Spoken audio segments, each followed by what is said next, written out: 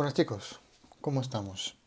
Seguimos aquí con el tema 5 y ya supongo que estaréis un poco ya preparándoos, aunque queda todavía bastante, de cara al examen.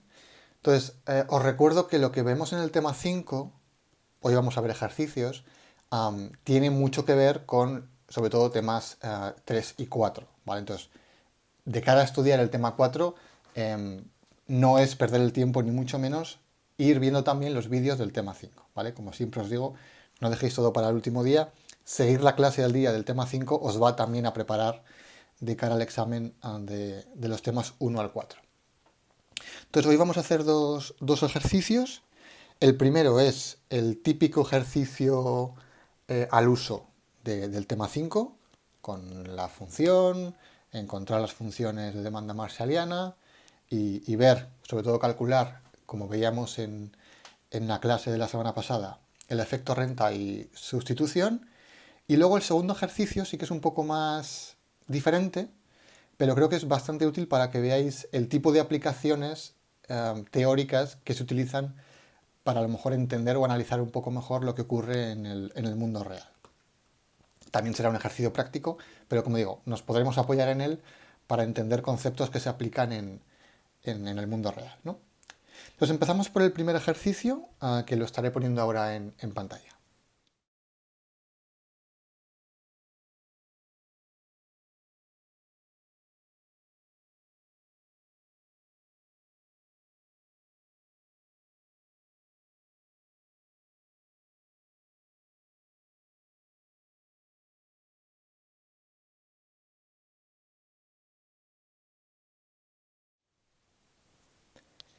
Vale, entonces, como habéis visto, pues es el típico ejercicio en el que nos dan una función de utilidad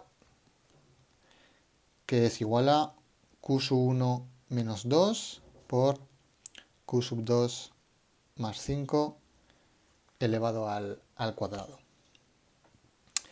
Y nos dan también como información que la renta es de 22 unidades y que el precio del bien 2 es igual a 2 unidades monetarias o 2 euros. Y nos piden también en el apartado A que obtengamos el equilibrio cuando el precio de los alimentos, que es el bien 1, es unitario, ¿vale? Precio unitario significa igual a 1. Entonces, primero apartado E, calcular el equilibrio. Como os digo muchas veces, lo que suele ser más eficiente es olvidarnos de los datos y calcular en primer lugar la función de demanda marshalliana. Y una vez que la tengamos, ya sustituir los datos. ¿Por qué? Porque en el apartado B, C, D y E va a ser útil tener la función de demanda marshalliana sin haber sustituido los datos, ¿vale? Contra más tardemos en sustituir, más útil va a ser para después.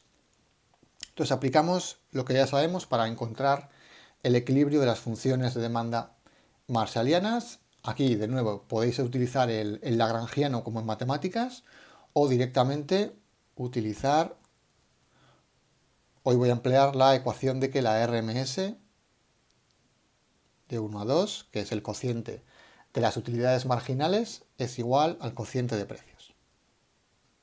¿Vale? Tenéis dos ecuaciones que son iguales, hoy voy a hacerla con esta. Entonces, en cualquier caso, lo voy a encuadrar. En cualquier caso, lo primero que hay que hacer es calcular cuánto valen las utilidades marginales. Entonces, derivamos la utilidad respecto a q sub 1. Lo tenemos aquí. La derivada del primer factor sería 1, con lo cual multiplica al segundo, q sub 2 más 5 al cuadrado. Y la utilidad marginal del bien 2 es primer factor, q sub 1 menos 2, el 2 exponente bajaría abajo por q sub 2 más 5 elevado a 2 menos 1, 1, no hace falta que pongamos el 1, y aquí iría por la derivada de q sub 2 más 5 respecto a q sub 2, que sería 1, ¿vale? Y nos quedaría esta de aquí. De nuevo, hacerlas vosotros, comprobar que os salen igual. Calculamos la RMS. Relación marginal de sustitución entre el bien 1 y el bien 2. Esto era, acordaros, digamos, la pendiente de la curva de indiferencia. Entonces simplemente dividimos q sub 2 más 5 elevado al cuadrado partido de 2 q sub 1 menos 2 q sub 2 más 5 y esto simplificamos y nos queda q sub 2 más 5 partido de 2 q sub 1 menos 2. De nuevo, tenéis que saber hacer esto, ¿vale? Suele ser útil que los hagáis con soltura, pero acordaros también de lo que os comenté el primer día de clase, la RMS del bien 1 al 2 va a ser simplemente el cociente entre los factores que tenemos en la Cobb-Douglas, q sub 2 más 5 partido de q sub 1 menos 2, por el cociente de exponentes, que sería 1 partido por 2. De aquí el 1 y aquí el 2. Entonces es una forma sencilla de ver que os ha cuadrado. Una Cobb-Douglas va a tener siempre este tipo de relación matemática. Entonces esto lo que hacemos es igualarlo a el cociente de precios. Igualamos la RMS al cociente de precios. ¿Qué hacemos ahora? Encontramos, bueno, primero movemos P sub 2 aquí a la izquierda y esto lo movemos aquí a la derecha, ¿vale? El objetivo, como comento siempre, es encontrar la relación de gasto de alguno de los dos bienes. Entonces movemos P sub 2 a la izquierda, Q sub 2 por P sub 2, más 5 por P sub 2, es igual a P sub 1, que multiplicaría a 2, y que multiplicaría a Q sub 1 menos 2, y esto voy a simplificarlo. Sería 2 Q sub 1 P sub 1 menos 4 P sub 1, ¿vale? Simplificando esta ecuación de aquí. Una vez que tengamos esto, como digo yo, despejamos el gasto de, en este caso, el bien 2. También se puede hacer el bien 1, lo haremos después, pero bueno, de momento podemos empezar por el gasto del bien 2, que va a ser Q sub 2 por P sub 2. Y esto es 2 Q sub 1 P sub 1 menos 4 P sub 1 menos 5 P sub 2. ¿Qué hacemos ahora? Ahora lo que hacemos es, voy a poner aquí una raya, acordarnos de la ecuación de gasto, que es P sub 1 Q sub 1 más P sub 2 Q sub 2 igual a I. Vamos a gastar lo que tenemos de renta y lo que hacemos ahora es sustituir el gasto en el bien 2 por lo que hemos encontrado en la expresión de aquí. Esto es P sub 1 Q sub 1 más, lo pongo entre paréntesis para que veáis lo que sustituyo, 2 Q sub 1 P sub 1 menos 4 P sub 1 menos 5 P sub 2 igual a I. Simplificamos, P sub 1 Q sub 1 más 2 P sub 1 Q sub 1, esto va a ser 3 P sub 1 Q sub 1 menos 4 P sub 1 menos 5 P sub 2 igual a I. Y de aquí despejamos Q sub 1, esto lo pasaríamos sumando, y más 4 P sub 1 más 5 P sub 2 partido de 3 P sub 1. Ok, y esta sería la función de demanda marshalliana del bien 1. ¿De acuerdo? Ya tendríamos la función de demanda del bien 1. Para encontrar el equilibrio del bien 1, simplemente sustituimos la renta por el dato que tenemos y lo mismo con los precios. Esto sería 22 más 4 por P sub 1, que es 1, esto es 4, más 5 por 2, que es 10. Partido de 3 por P sub 1, que era 1, esto es 3, y esto nos queda 26, 36 partido de 3, que es 12. Entonces el individuo va a comprar 12 unidades de Q sub 1. Dejar esto por aquí. Entonces tenemos ya el bien de Q sub 1. Vamos con el bien de Q sub 2. Entonces para ello podemos, una vez que tenemos la relación entre Q sub 1 y Q sub 2, la teníamos de antes, podemos ahora despejar Q sub 1 igual a 12 y despejar cuál sería el valor de Q sub 2. Sería una forma bastante óptima de calcular el valor, pero para encontrar la función de demanda marshalliana, lo mejor es sustituir ahora P sub 1 Q sub 1. Entonces voy a copiar aquí de nuevo la ecuación que hemos encontrado antes. Teníamos Q sub 2 P sub 2 era igual a 2 Q sub 1 P sub 1 menos 4 P sub 1 menos 5 P sub 2. ¿Vale? Esto es lo que teníamos de antes al utilizar la RMS igual al cociente de precios. Hemos sustituido Q sub 2 P sub 2 en la función de gasto, ahora quiero sustituir Q sub 1 P sub 1. Entonces para ello hay que despejar Q sub 1 P sub 1. Entonces no es muy complicado, Q sub 1 P sub 1 será igual a, pasamos esto sumando, Q sub 2 P sub 2 más 4 P sub 1 más 5 P sub 1 y ahora hay que dividir por 2. Entonces ahora vamos a la función de gasto, Q sub 1 P sub 1 más Q sub 2 P sub 2 igual a I. Antes habíamos cambiado la función el valor del gasto en el bien 2, ahora cambiaremos lo que gastamos en el bien 1. Esto es Q sub 2 P sub 2 más 4 P sub 1 más 5, ahí va, aquí me lío en algún sitio, esto es P sub 2, perdón, más 5 P sub 2 partido de 2. Eso es lo que he cambiado de Q sub 1 P sub 1 más Q sub 2 P sub 2 igual a I. Simplificamos esta ecuación. ¿Cómo lo hacemos? Como tenemos el denominador 2, buscamos el mismo denominador, con lo cual multiplicamos y dividimos por 2 el gasto en el bien 2. Y simplificamos, esto nos va a quedar 3Q sub 2 P sub 2 más 4P sub 1 más 5P sub 2 partido por 2 es igual a I. Y finalmente despejamos Q sub 2, va a ser igual a, el 2 pasa multiplicando, 2i, el 4P sub 1, 5P sub 1 pasaría restando, menos 4P sub 1 menos 5P sub 2, y ahora el 3P sub 2 pasaría dividiendo, 3P sub 2. De nuevo, comprobarlo vosotros, hacerlo más lentamente, deberíais llegar a esta expresión. De nuevo, es la función de demanda marshalliana del bien 2. Porque nos dice cuánto vamos a demandar del bien 2 en base a la renta y los precios de los dos bienes.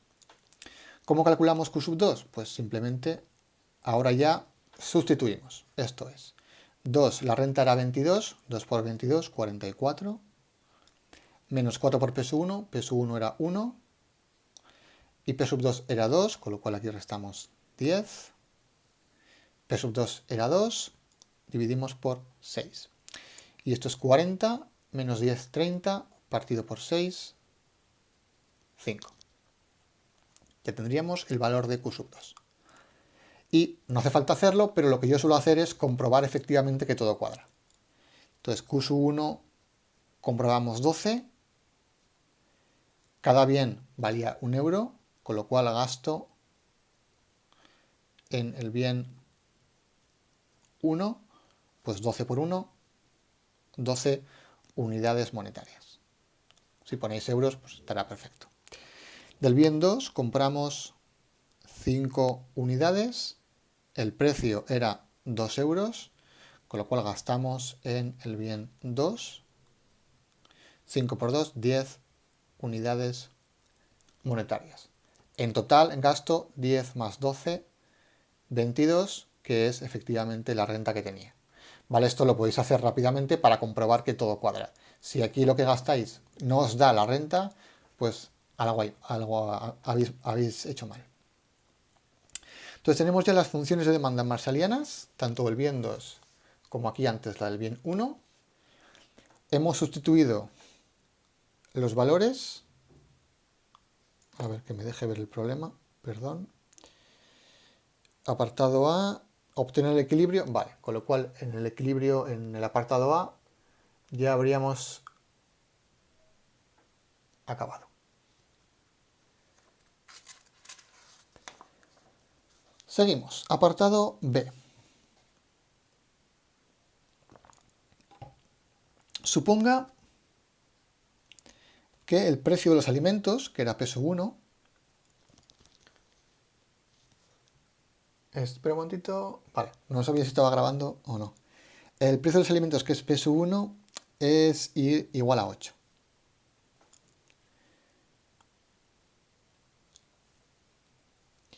Y bueno, ha pasado de 1 a 8, lo cual es un aumento considerable. Nos piden determinar la variación en la renta monetaria necesaria para que el consumidor mantenga la renta real constante de acuerdo al criterio de Slutsky. Y luego en el apartado C nos piden obtener el efecto renta y sustitución del efecto del aumento en el precio de P1. Entonces, apartado B y C más o menos hay que hacerlos a la par. ¿De acuerdo? Entonces, primero, voy a poner aquí en la derecha, digamos, todos los pasos que hay que calcular. Entonces, primero acordaros, cuando calculamos el efecto renta-sustitución, vamos a tener un equilibrio inicial, que era el primero, con precio igual a 1, y en ese equilibrio inicial Q sub 1 era 12 y Q sub 2 era igual a 5. Vale. Luego vamos a tener un equilibrio final, que es el que vamos a calcular ahora, con un precio igual a un precio del bien 1 igual a 8. Y tendremos una cantidad de Q sub 1 y una cantidad de Q sub 2 que aún no hemos calculado. Y luego, lo que a lo mejor os suele costar un poco más es entender el paso intermedio. Hay que calcular un caso hipotético, que no va a ser real, en el que los precios son los nuevos, el cambio en el precio ya ha sucedido, pero vamos a tener una renta hipotética que me va a permitir mantener mi capacidad adquisitiva. Y con esos dos datos calcularemos de nuevo cuál sería Q sub 1 y Q sub 2 en ese caso hipotético, ¿vale? Ese caso hipotético, como digo, es el caso, repito, en el que los precios son los nuevos, pero la renta es otra. Es una renta que me permite mantener mi capacidad adquisitiva, que es lo que nos preguntan en el punto B, ¿vale? En el punto B nos piden cuál debería ser esa renta hipotética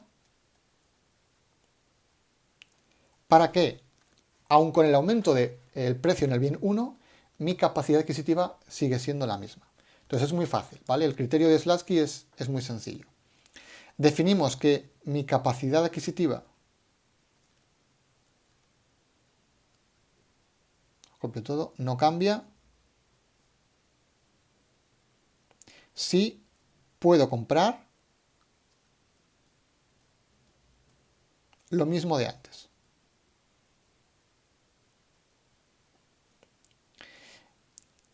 No voy a comprar lo mismo de antes. No me interesa saber si voy a comprar lo mismo de antes, ¿vale?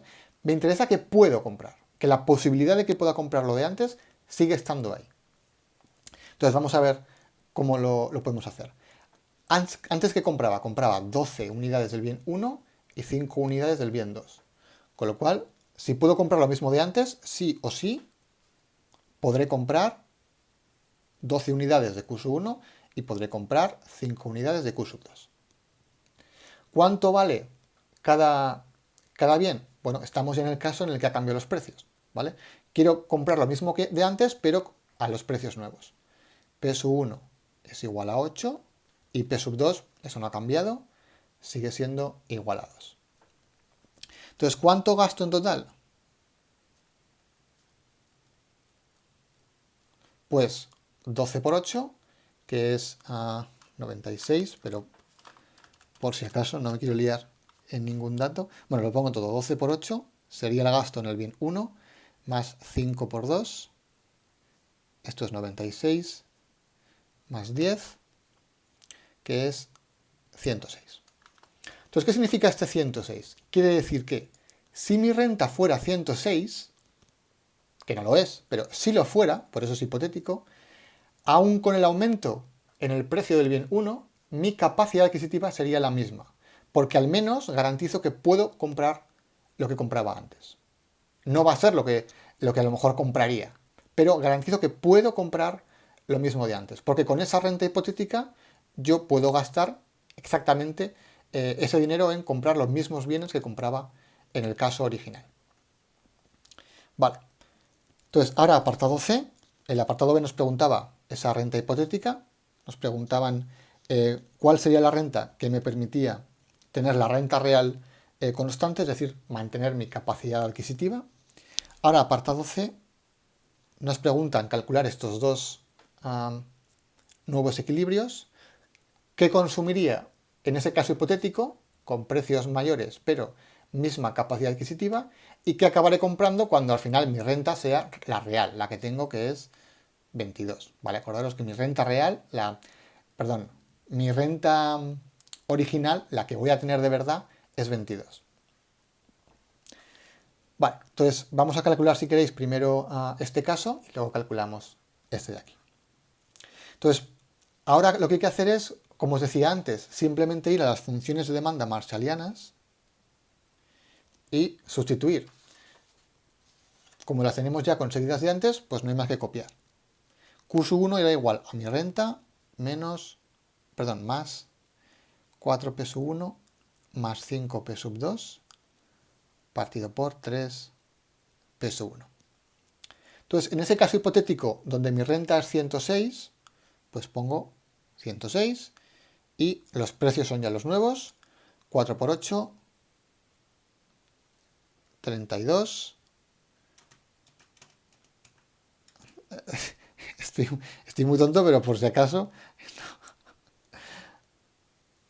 3 por 8, 24. Y esto va a ser igual, aquí sí.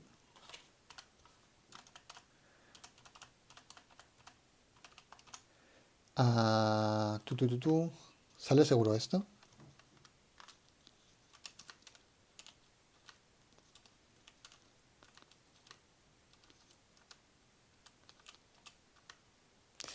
Me sale 6 con 16, 6 periodo, que no es muy bonito, pero bueno, es lo que me sale.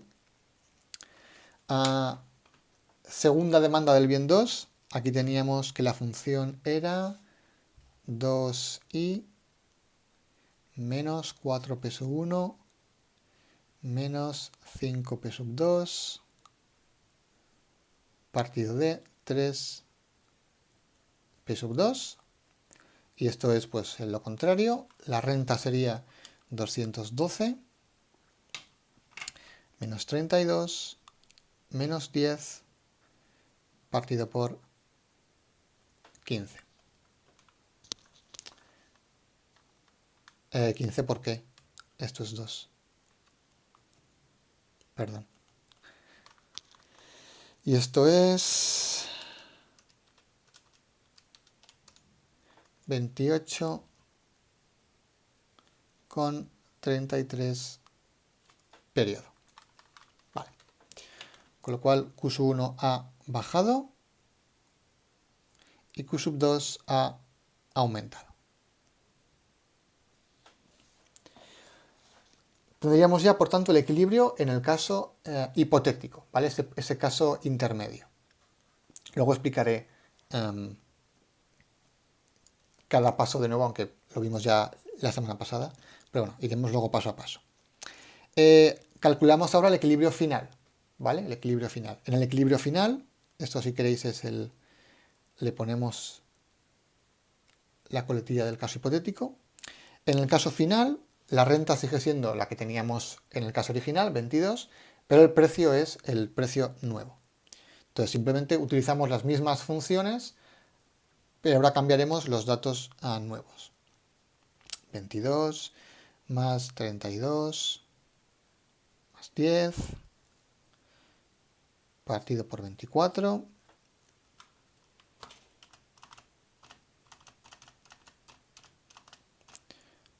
$2,66 periodo.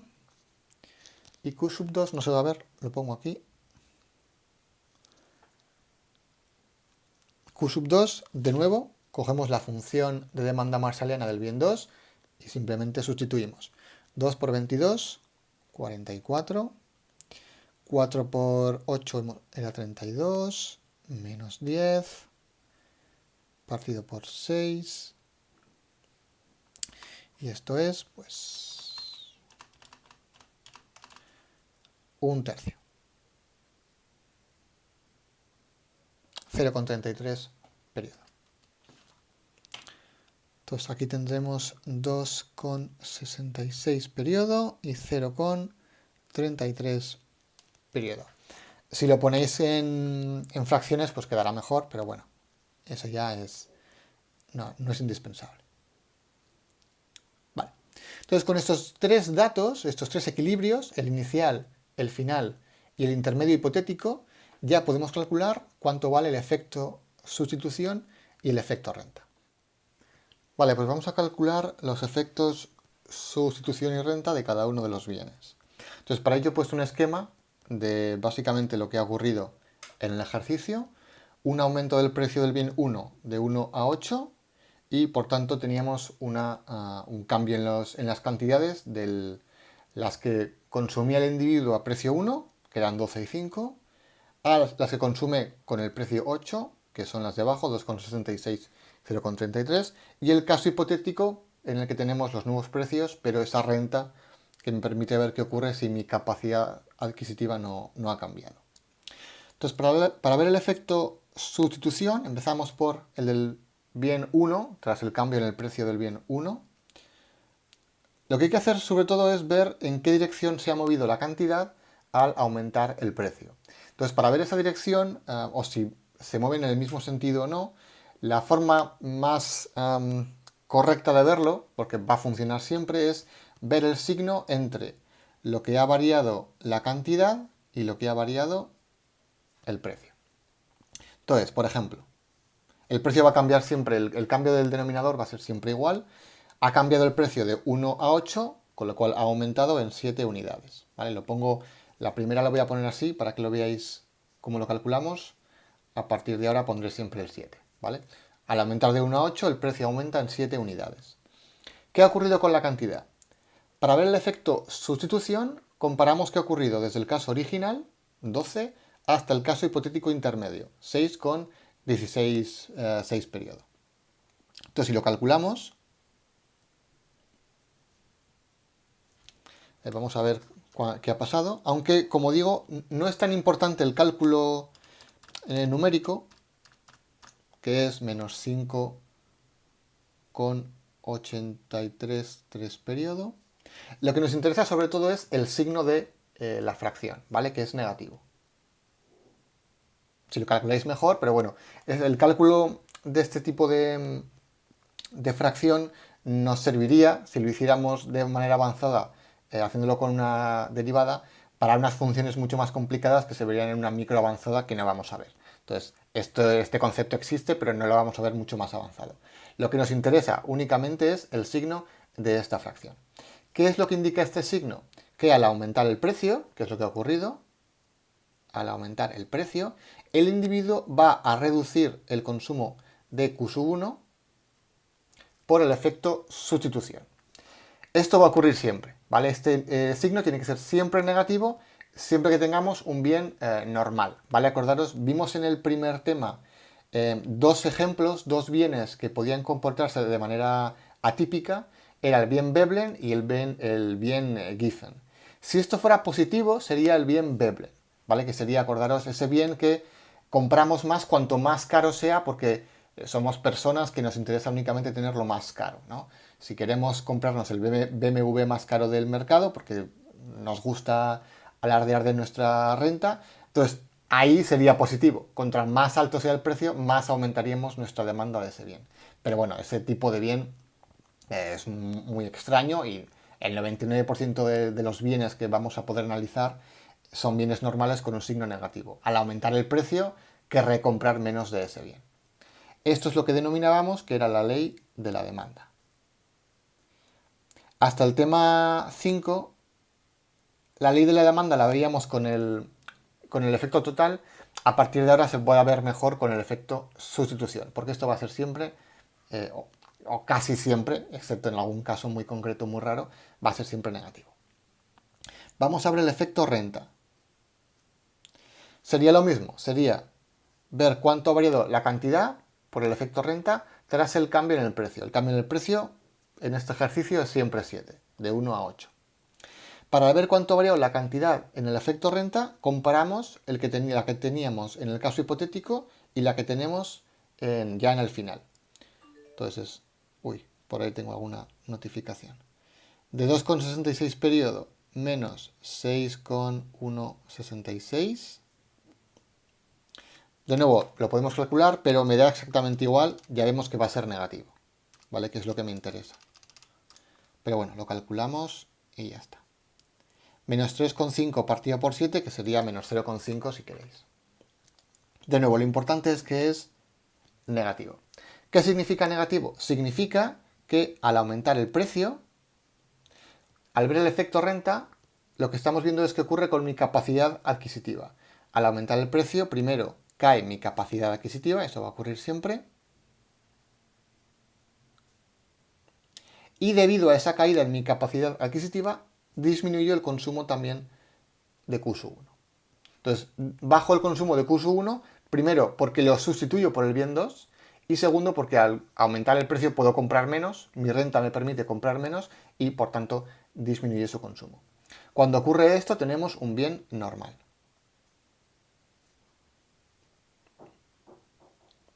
Este signo sí que podría ser positivo, si lo fuera sería un bien inferior, ¿vale? Bien inferior, acordaros, sería cuando al volverme más pobre tiendo a comprar más de ese bien, ¿vale? Sería un bien a lo mejor muy barato, que, por ejemplo, el ejemplo más típico que se suele poner es el de los fideos chinos, ¿no? Estos packs de... Ya te como ya es un poco más caro, pero bueno, estos fideos chinos que valen 50 céntimos, ¿no?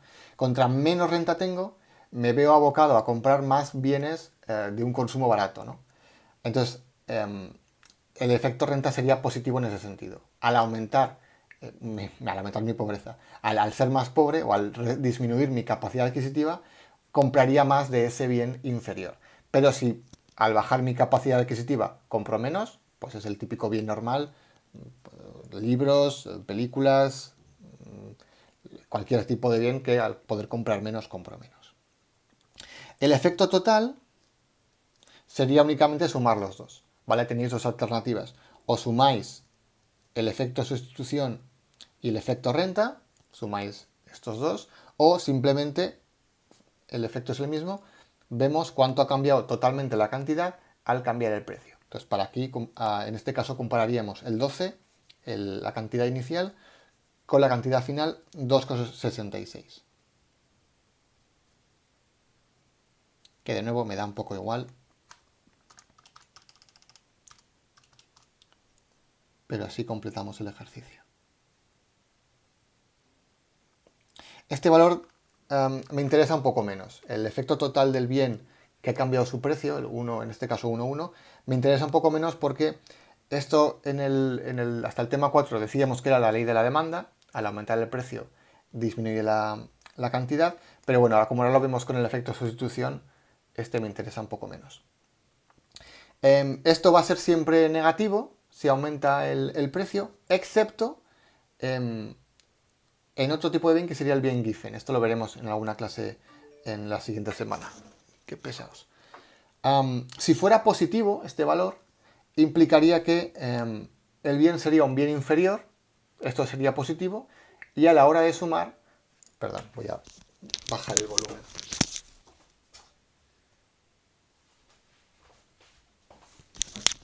Vale, perdón. A la hora de aumentar el...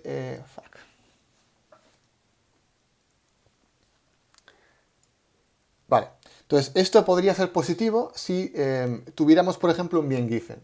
¿Un bien Giffen qué es? Un bien que al aumentar el precio baja mi capacidad adquisitiva Y si fuera un bien inferior y por tanto hubiera aumentado la cantidad y por tanto este efecto hubiera sido positivo, podría haberse dado el caso de que al ser el efecto renta positivo no se hubiera dado un efecto total también positivo. Esto veremos en algún caso teórico cómo se puede dar. Pero bueno, sería también, como en el caso que hemos visto aquí, un caso muy raro, ¿vale? Que esto sea positivo sería, en un caso Giffen seguramente, de nuevo, un caso muy raro. Generalmente va a dar un signo negativo. Vamos ahora, que es también más interesante, con el efecto que ha habido en el bien 2. Entonces lo voy a hacer aquí más a la izquierda. Entonces tendríamos el efecto sustitución del bien 2 al cambiar el precio del bien 1. El planteamiento es el mismo, ¿vale? Vemos que ha ocurrido al cambiar el precio. El cambio del precio ha sido un aumento de 7 unidades en el precio del bien 1. ¿Qué ha pasado con Q sub 2? Ha aumentado de 5 a 28,33. De nuevo lo calculamos, pero me interesa menos la cifra concreta. Lo que me interesa es que aumenta.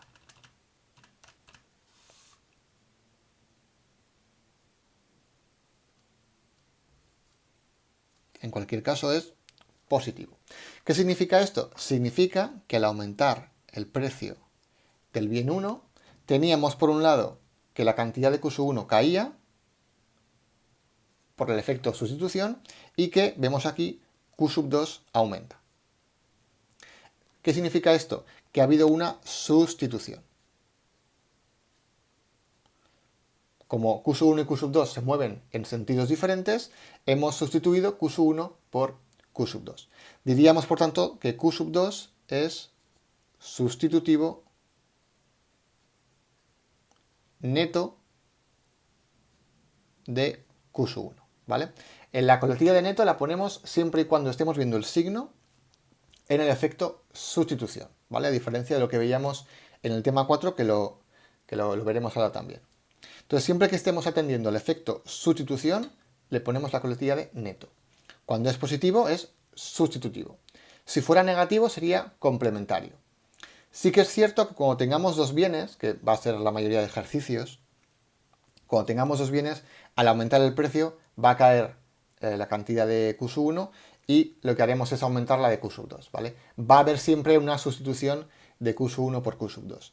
Si hay solamente dos bienes, este signo va a ser siempre positivo, ¿de acuerdo? Sin embargo, claro, en el mundo real, aunque aquí en los ejercicios pues nos salga siempre positivo porque hay dos bienes, en el mundo real hay más bienes. Si tuviéramos ya tres bienes, por ejemplo, este efecto podría ser negativo. Entonces, generalmente en el ejercicio, a no ser que sea muy específico, no lo vamos a ver. Pero bueno, es importante que sepáis la diferencia, porque aunque en los ejercicios con dos bienes nunca nos va a salir negativo, en el mundo real sí que nos podría salir negativo. Si fuera negativo, serían bienes complementarios. Serían bienes que implican que bajarían las dos cantidades a la vez que aumenta el precio. Las dos se moverían en el mismo sentido y serían complementarias. Como es positivo, aumenta Q sub 2, se mueven en sentidos diferentes y por tanto son sustitutivos. Vamos a ver qué ocurre con el efecto renta. Aquí exactamente lo mismo.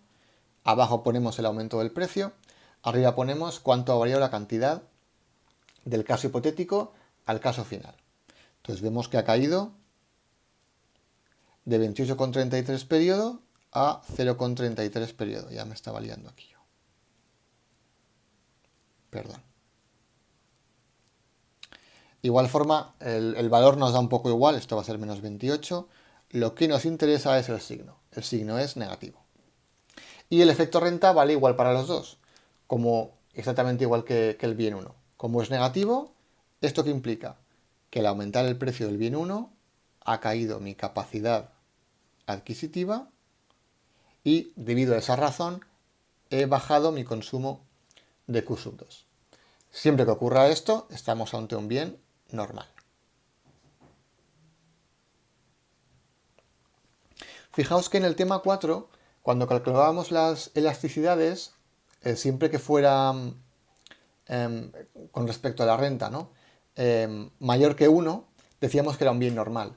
Pero podíamos distinguir entre, una vez que era bien normal, bien de lujo, bien de elasticidad unitaria o bien de primera necesidad. El problema aquí es que no podemos hacerlo, ¿vale? Eso se puede hacer con la elasticidad, pero no se puede hacer con el efecto renta. Es decir, si únicamente nos preguntan sobre si el bien es normal o anormal, podremos utilizar, perdón, anormal no, bien normal o inferior, perdón. Podemos utilizar el efecto renta. Pero si nos preguntan específicamente por si es de primera necesidad o bien de lujo, por ejemplo, ya no nos sirve. Habría que utilizar la curva de Engel y la elasticidad como veíamos en el tema 4. Y por último tenemos el efecto total, que simplemente es comparar el aumento del precio con qué ha pasado con la cantidad del bien 2, de 5 a 0,33, ya vemos que ha caído. Entonces lo único que me interesa es ver qué ha pasado y es que ha caído Q sub 2. Esto, por si acaso, es negativo. Igual que veíamos con las elasticidades precio cruzada, es exactamente lo mismo. Aquí al ser negativo, ¿qué significa? Que al aumentar P sub 1 se ha reducido de forma total el consumo de Q sub 2. Cuando ocurre eso, decimos que los bienes eran complementarios. Bueno, diríamos que el bien 2, perdón, es complementario bruto del bien 1. Entonces es muy importante entender la diferencia entre complementario o sustitutivo en sentido neto. Para eso hay que ver el signo del efecto sustitución. Y si son complementarios o sustitutivos en sentido bruto. Para ello vemos el efecto total, el signo del efecto total. ¿Qué ha pasado aquí? Al aumentar el precio, lo que hacemos de manera automática es sustituir Q sub 1 por Q sub 2. Por eso, en primer lugar, aumenta Q sub 2. Pero ¿qué ocurre también? Al aumentar P sub 1, ha bajado mi capacidad adquisitiva y eso me ha obligado a también bajar el consumo de Q sub 2. Por un lado aumenta, porque lo sustituyo por Q sub 1, por otro lado baja porque tengo una menor capacidad adquisitiva. El efecto total ha sido negativo. Podría haber sido positivo y hubiera dependido un poco de el valor, digamos, absoluto de estas dos cifras. Pero como la negativa ha sido más grande que la positiva, al final ha ganado la negativa. Entonces son complementarios brutos porque al aumentar el precio del bien 1 ha caído tanto la cantidad del bien 1 como la cantidad del bien 2, pero sí que son sustitutivos netos, ¿vale? Que significa que si mi renta real, si mi capacidad adquisitiva no hubiera cambiado, no hubiera bajado, habría consumido más de Q sub 2, ¿vale? Pero bueno, eso es un caso hipotético. En el mundo real mi capacidad adquisitiva sí que ha caído y eso me ha forzado a consumir menos de Q sub 2. Entonces ahora vamos a verlo con un gráfico. Vale, pues vamos a dibujarlo. He puesto aquí en la izquierda la misma tabla de antes, ¿vale? Con los tres equilibrios, el inicial, el final y el hipotético intermedio. Y vamos a dibujar gráficamente los tres equilibrios. Entonces primero ponemos eje vertical. Que si puedo voy a hacerlo un poco más. Ahí está. Eje horizontal. Por acá. Vale. Entonces, de nuevo, como os digo muchas veces, no hace falta que le hagáis escala, no hace falta que sea perfecto, con que refleje más o menos bien el esquema del ejercicio, nos vale. Eje horizontal, ponemos Q sub 1, eje vertical, ponemos Q sub 2. Y el planteamiento es el mismo de siempre. Cada equilibrio, vamos a ver vamos a dibujar primero la renta presupuestaria y luego encontraremos la cantidad óptima. Entonces para ello voy a utilizar colores. Entonces empezamos por el equilibrio inicial que voy a hacer en azul. Entonces primero nos preguntamos, tengo 22 de renta, el bien 1 vale 1. Como máximo puedo comprar 22 unidades de Q sub 1. El bien 2 vale 2, como máximo podré comprar 11 unidades, poner por aquí, de Q sub 2. Vale, trazamos la recta. Me llega... Sí.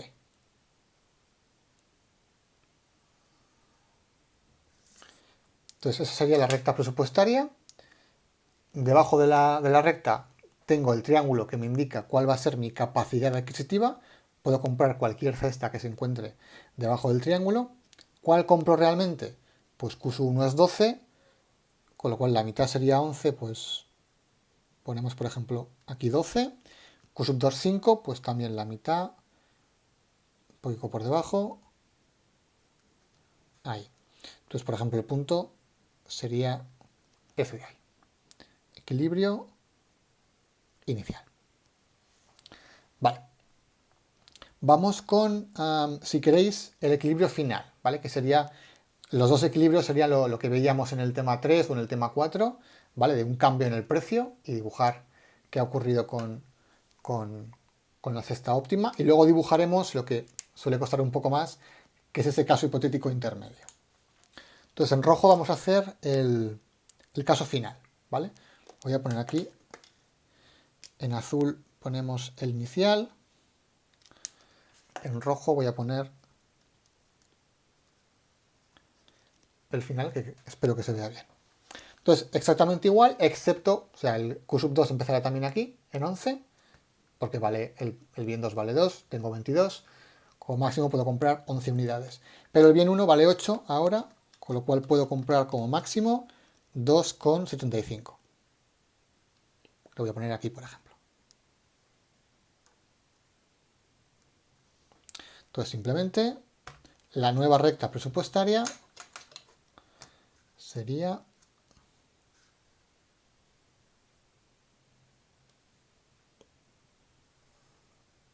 esa de ahí. Entonces, aquí se ve muy claro por qué al aumentar el precio del bien 1 cae mi capacidad adquisitiva. ¿Vale? ¿Por qué cae? Porque la cantidad de cosas que puedo comprar ahora, fijaos que es mucho más pequeña. ¿Vale? Todos estos bienes, los que están por aquí, entre el triángulo pequeño y el grande, eran bienes que podía comprar a los precios iniciales, pero que no puedo comprar con los precios finales. ¿De acuerdo? De hecho, el equilibrio que tenía antes, pues está por encima de esa recta presupuestaria. Ya no puedo comprar ese bien porque está por encima, digamos, de esa recta presupuestaria. Esa caída en la capacidad adquisitiva la vemos con esa reducción en el tamaño del triángulo, podríamos decir, ¿no? O más que reducción en el tamaño, ese movimiento que ha habido hacia la izquierda y hacia abajo del triángulo. Y importante también es que esa reducción de la capacidad adquisitiva no solo afecta al bien 1, aunque el precio que solo cambia es el del bien 1, tenemos una caída en la capacidad adquisitiva de los dos bienes, ¿vale? La reducción es de los dos bienes. Al mover, digamos, la cantidad máxima que puedo comprar de Q1, estamos reduciendo el área del triángulo. También afectamos realmente a el bien 2. ¿Cuál sería el equilibrio final? Pues era 2,66 de Q1. Vamos a ponerlo por aquí, por ejemplo. Que creo que no lo veis. Y era 0,33 de Q2. Pues por aquí. Vale, más o menos, como digo, no hace falta que sea perfectamente a escala. Con ver más o menos estos dos valores, perfecto. Vale, y vamos ahora con el caso hipotético. Esto es muy importante. El caso hipotético, ¿qué es lo que tiene? Tiene los precios nuevos, ¿vale? Precio del bien 2 es 2, precio del bien 1 es 8. ¿Qué quiere decir eso? Quiere decir que el cociente de precios, en el caso hipotético, es el mismo que el cociente de precios del caso final, ¿vale? Porque los precios son exactamente iguales, 8 y 2, 8 y 2. ¿Qué quiere decir eso? Quiere decir que la pendiente de la curva presupuestaria debe ser la misma, ¿de acuerdo? Muy importante, la pendiente en el caso hipotético de la recta presupuestaria, de la curva presupuestaria, debe ser la misma pendiente que del caso final, ¿vale? Porque los precios son los mismos, por tanto la pendiente, la relación de esos precios, debe ser la misma. Entonces, primer concepto que hay que entender, la pendiente deberá ser la misma. Segundo concepto, en el caso hipotético manteníamos la capacidad adquisitiva. ¿Qué quería decir eso? Que podíamos comprar lo que comprábamos antes, que era el equilibrio cero. Conclusión, para dibujar el caso intermedio, mantenemos la misma pendiente, digamos el mismo ángulo de la recta, que pase por ese punto. Entonces, manteniendo la pendiente del cociente de precios del caso nuevo, lo movemos esa recta hasta que pase por el punto que comprábamos inicialmente.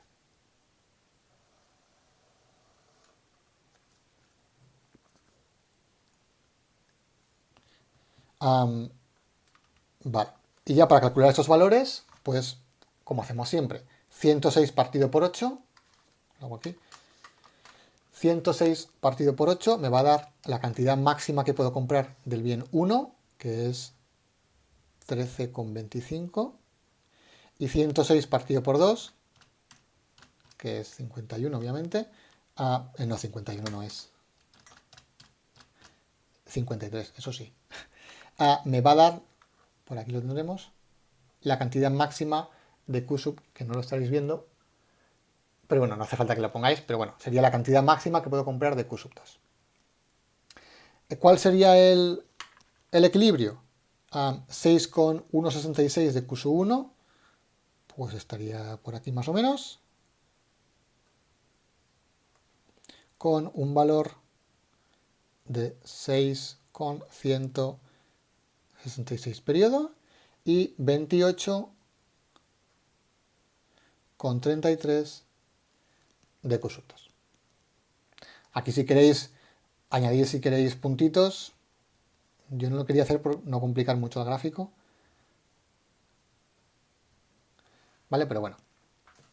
Entonces, simplemente, como hacíamos en los temas 3 y 4, las rectas presupuestarias de equilibrio inicial y equilibrio final, y el caso hipotético, digamos, lo podéis hacer también buscando los máximos y luego trazando la recta, pero como la escala a veces pues, no puede salir perfecta, lo que es más importante es que mantenga en la misma pendiente que el equilibrio final, porque la relación de precios es la misma, y que pase por el equilibrio inicial, porque mantenemos esa capacidad adquisitiva. Y con esto tendríamos ya el ejercicio finiquitado. Vale, pues empezamos el ejercicio 2, que como digo, también es con numeritos, pero nos va a permitir introducir algún concepto, no teórico, pero sí que se puede aplicar a la vida real, ¿no? Al mundo real.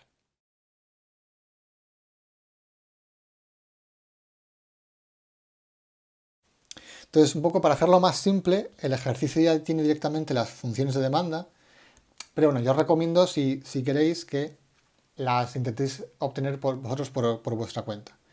¿Vale? Nos dan la función de utilidad, que es 2q sub 1 cuadrado q sub 2, y ya nos dicen que las funciones de demanda marshallianas son las siguientes. Q sub 1 es igual a I partido de 2, perdón, 2I partido por 3 P sub 1, y Q sub 2 es igual a I partido por 3 P sub 2. ¿Vale? Entonces nos las dan, pero os recomiendo que las sepáis vosotros obtener a partir de la función de utilidad que tenemos. También nos dan un primer sistema de precios donde tanto el bien 1 como el bien 2 valen 10 euros y la renta es de 90 euros. Bueno, o si queréis unidades monetarias, pero bueno, yo siempre digo euros. Entonces, apartado A, simplemente obtener primero el equilibrio de este esquema.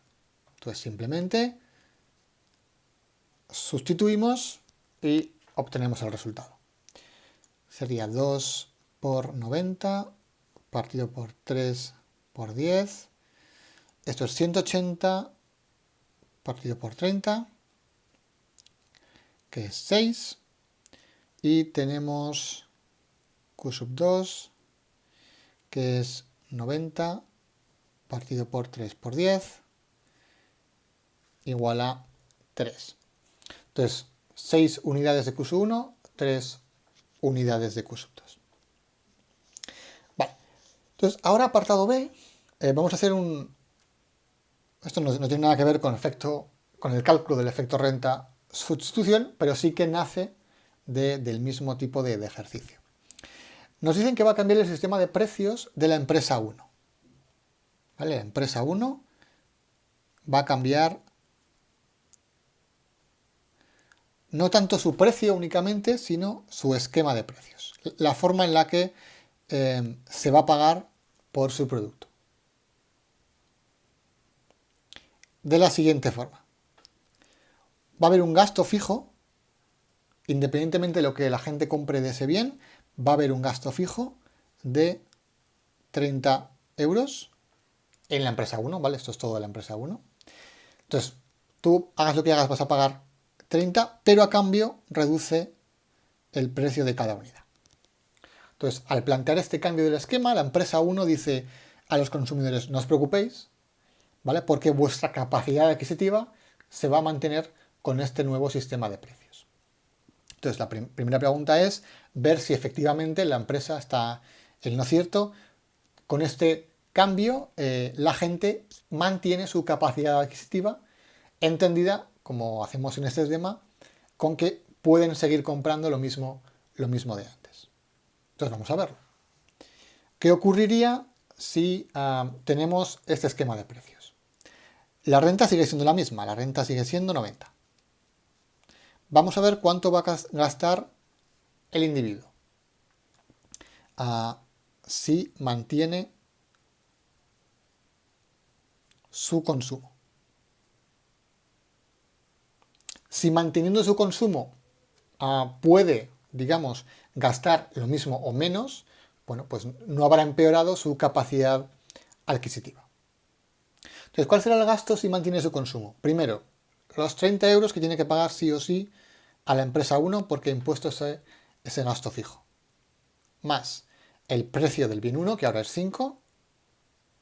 Si mantiene su consumo, seguirá consumiendo 6 unidades del bien 1.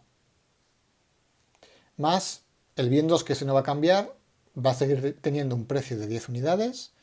Y como consumías 3 y mantenemos el consumo, pues sigue consumiendo 3 unidades. ¿Cuánto gasta con esos datos? Pues 5 por 6 es 30, más 30, más 30, no hace falta hacer muchas operaciones, esto es 90. ¿Qué quiere decir? Que con el gasto fijo y la caída en el precio se mantiene la capacidad adquisitiva, porque sigue pudiendo comprar, le gasta 90 y tenía 90, sigue por tanto pudiendo comprar lo que compraba antes, ¿vale? Sigue pudiendo comprar 6 unidades de Q1 y 3 unidades de Q2. Con lo cual, ¿qué es lo que hemos visto? Que ha caído el precio del bien 1. Al caer el precio del bien 1, digamos que aumenta tu capacidad adquisitiva. Al imponer un gasto fijo, se reduce. De forma que al final se ha quedado exactamente igual porque tú gastas lo mismo que antes. Para consumir lo mismo de antes, 6,3. Consumes lo mismo que antes o te cuesta lo mismo que antes, 90 euros. ¿Vale? Gastas lo mismo porque, por un lado, baja tu capacidad adquisitiva al caer el precio del bien 1. Por otro lado, aumenta tu capacidad adquisitiva. Por otro lado, cae tu capacidad adquisitiva porque tienes que pagar 30 euros de ese gasto fijo. Pero, ¿qué va a ocurrir al cambiar a este esquema?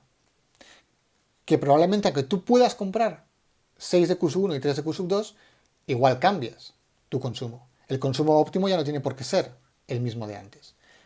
Así únicamente garantizamos que ese podría ser su consumo. ¿Cuál sería ahora el consumo óptimo?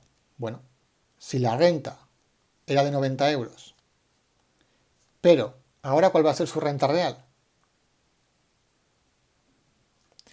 Tenía 90 euros, pero tiene que pagar 30 sí o sí a la empresa 1, con lo cual le queda al individuo para poder comprar 60 euros. ¿Vale? Tras haber pagado 30 a la empresa 1, bueno, ahora ya puede elegir cómo gastar su dinero únicamente en 60 euros. Los 30 automáticamente han ido siempre a la empresa 1. Entonces ahora vamos a volver a calcular con las funciones de demanda marshallianas el consumo óptimo de Q1 y de Q2. Q1 pongo la misma función, eso no ha cambiado. Ahora mi renta no es 90, de nuevo, porque lo que yo puedo decidir es gastar en las 60 restantes. 2 por 60 es 120. Ahora el precio del bien 1 no es 10, es 5. Y esto es 120 partido por 10, 12.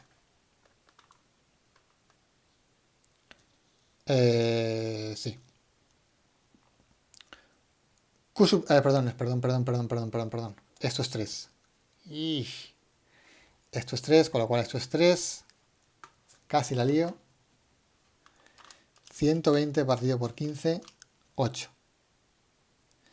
Es para que me he dado cuenta a tiempo. La función de demanda era 2 y 3P1.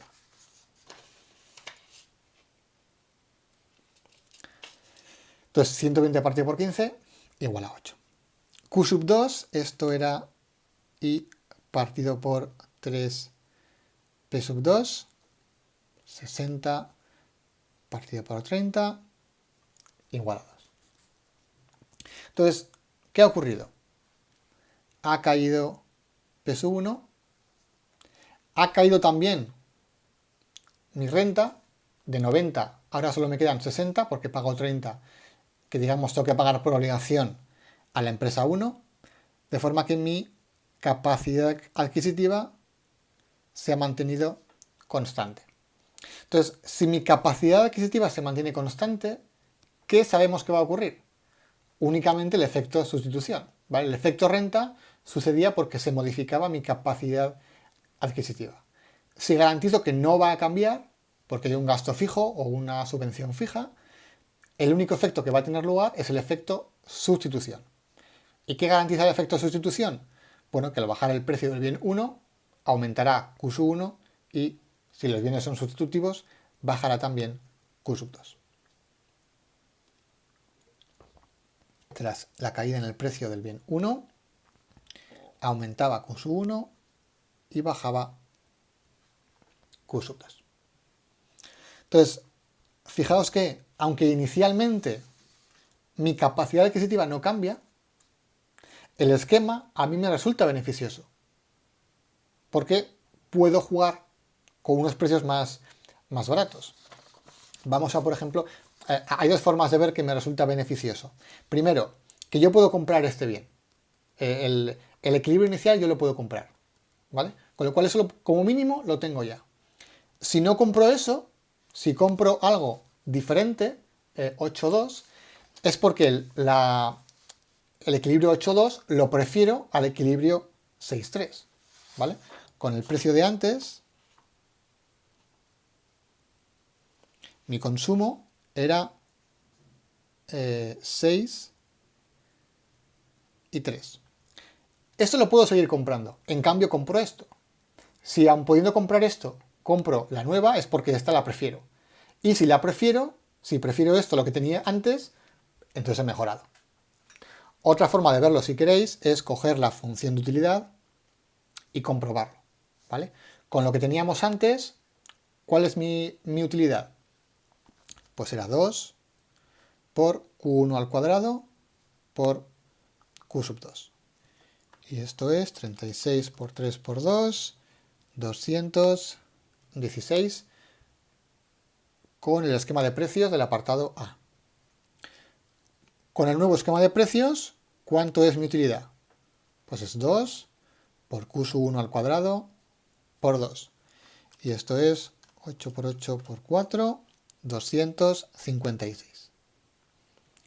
Como la utilidad es mayor, otra forma de verlo, puedo garantizar que al final voy a preferir esto de aquí.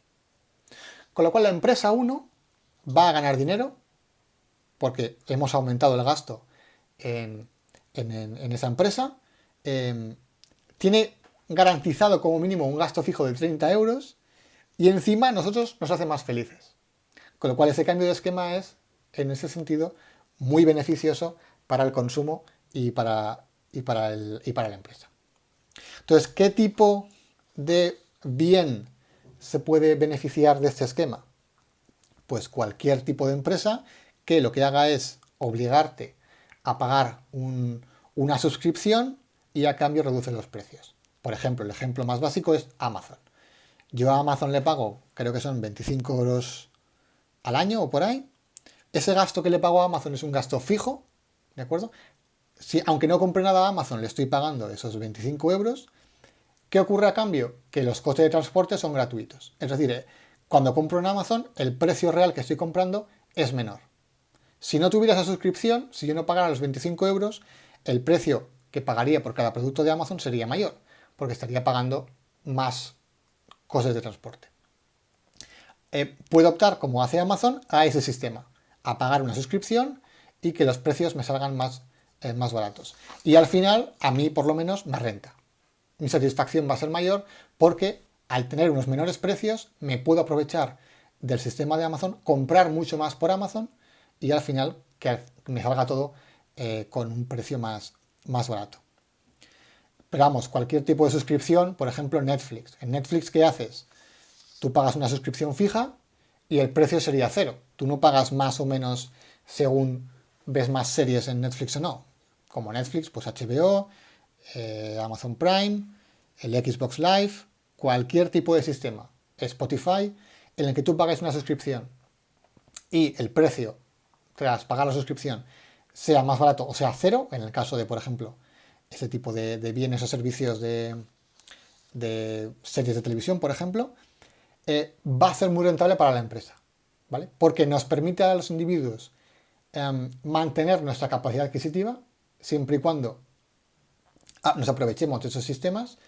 La empresa gana más beneficios, la empresa que pone el sistema de suscripción, y nosotros solemos salir ganando porque nos rentabiliza, una vez que hemos pagado el coste fijo, aprovecharnos de esos menores precios. El ADSL, pues lo mismo. Yo, como mínimo yo por lo menos, siempre que me den las compañías opción a tarifa plana o pagar por consumo de datos, pues mejor tarifa plana, ¿vale? Generalmente, a no ser que el precio o la suscripción sea muy abusiva, las suscripciones o los gastos fijos y la reducción en el precio, si no, obviamente no, suelen ser provechosas tanto para la empresa como para el consumidor.